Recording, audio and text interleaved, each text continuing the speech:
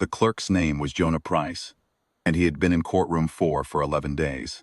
He was 24 years old, still learning where to stand, still learning how to keep his face composed, when a senior attorney said something that made the air in the room change. He was learning fast. Shh. The woman at the respondent's table had arrived before anyone else that morning. Jonah had noticed her when he came in with the docket folders, already seated, a single manila folder on the table in front of her, both hands resting flat beside it. No laptop, no rolling case, just the folder in a stillness that seemed deliberate, like something she had practiced a long time. Her name on the docket was Cecile Marsh, composer, claimant. The case was a licensing dispute, a music rights matter, involving a commercial production company that had used a score without authorization. Jonah had read the brief the night before. It seemed straightforward to him, but he was 24, and he had already learned that straightforward and simple were not the same thing in Aldermore County Civil Court. Production company's counsel was a man named Gareth Holloway. Jonah knew the name. Everyone in the music law track at his firm knew the name. Holloway had been practicing for 31 years. He wore his seniority the way some men wore an expensive coat, constantly, and with awareness of how it looked. He came in that morning with 2 associates behind him and a cart of binders, and he took his time settling, and the settling was itself a kind of statement. Judge Fenwick entered at 9:12. She was a small woman with silver-streaked hair, and the unhurried manner of someone who had heard most things twice. She arranged her papers, looked once at each table, and said they would begin. Holloway stood before she had finished the sentence.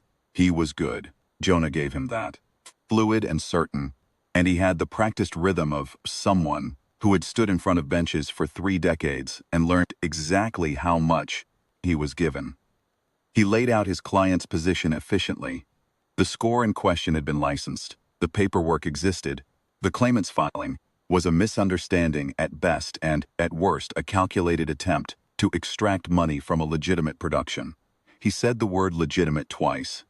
He said the claimant's contract was an amateur document informally prepared and wholly unverified, and when he said it, he did not look at Cecile Marsh. He said her claim was not worth the court's time in this form, and he used the phrase in this form the way a person might set something down on the edge of a table, carefully, so it could be retrieved later. Cecile Marsh did not react. Jonah was watching her. She did not shift in her chair. She did not write anything down. Her hands stayed where they were, either side of the folder, and her eyes stayed on the bench. Judge Fenwick made a note. She let Holloway finish. Then she said, "Mrs. Marsh, your response." Cecile Marsh stood. She was not a tall woman, and she did not have 31 years behind her, and none of that appeared to concern her.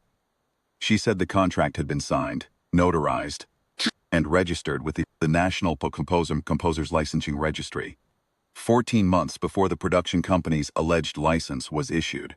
She said the registration number was printed on page 1. She said she had the original document. She said it in the same tone in which a person might describe the weather. Not flat, not performed, just precise. She sat down and put her hands back beside the folder. Jonah watched Holloway. Something had shifted in the way the man was standing, though he had not moved. It was the kind of shift that happens before a person decides what to do next. Judge Fenwick said, "Mr. Holloway, are you aware of a prior registry filing?" Holloway said his client's documentation was equally valid, and that the registry question was a matter of pretation. The judge looked at him for a moment. Then she said, "Mrs. Marsh, would you bring that document to the clerk, please?" Cecile Marsh opened the folder. She removed a single document, not thick, not dramatic, just a several-page contract with a notary seal on the last page and a registry stamp on the first, and she walked it to Jonah without hurry. Jonah carried it to the bench. His hands were steadier than he expected. Judge Fenwick put on her reading glasses. Courtroom went quiet in the particular way it goes quiet when a judge is reading something carefully. Holloway's 2 associates exchanged a look. Holloway himself stood with his hands clasped and his expression arranged into patience, though Jonah, watching from the side of the bench, thought that it was the kind of patience that is really just waiting. The judge read for 4 minutes. Jonah counted, because there was nothing else to do. Then Judge Fenwick said, I'm going to read this aloud for the record. She read the contract in full. She read the preamble, the scope clause, the exclusivity terms, the notary attestation, and the registry filing number. She read the date of execution. 14 months and 9 days before the date on the production company's competing document. She read the name of the notary, the county of filing, and the registration confirmation number issued by the National Composers Licensing Registry. Voice was even throughout. She did not editorialize. She did not pause for effect. She simply read what was there. When she finished, she set the document on the bench and looked at Holloway. She said that the contract's registration predated his client's license by over a year. She said that his characterization of the document as amateur and unverified was directly contradicted by the notary seal, the county filing stamp, and the National Registry confirmation number visible on page 1. She said that these were not matters of interpretation. She said she was striking his characterization from the record. Then she said something else. She said that, in 32 years on the bench, she had a standard she applied whenever an attorney made a factual representation to the court.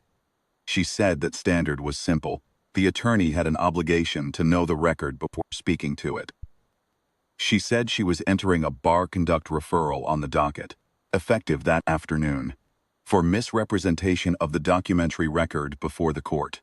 She said the referral would be forwarded to the State Bar's Professional Standards Division by end of business. She said it without raising her voice. Holloway said, "Your Honor," she said. "The referral is entered, Mr. Holloway." She turned back to the docket. The case proceeded. Cecile Marsh's contract was admitted into evidence without objection. The production company's counsel, Holloway now speaking considerably less, stipulated to the registration date. By 11:40, the matter had been settled in principle, the terms dictated on the record, in Cecile Marsh's favor with costs. Marsh gathered her folder when it was over. She straightened the pages, closed the clasp, and stood.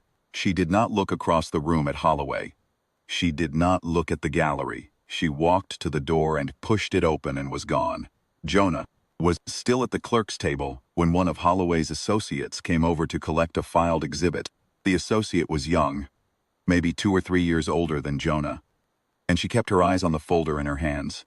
She said, quietly and without looking up, that Holloway had resigned from the firm by the time she checked her phone at lunch. Jonah did not ask her anything. She didn't seem to want him to. He thought about Cecile Marsh on the train home that evening. He thought about the folder, with both hands resting beside it. He thought about the way she had stood up and said exactly what was true, and then sat down, and about how she had not needed anything from the room, not its sympathy, not its attention, not its permission. She had needed the record, and she had brought it.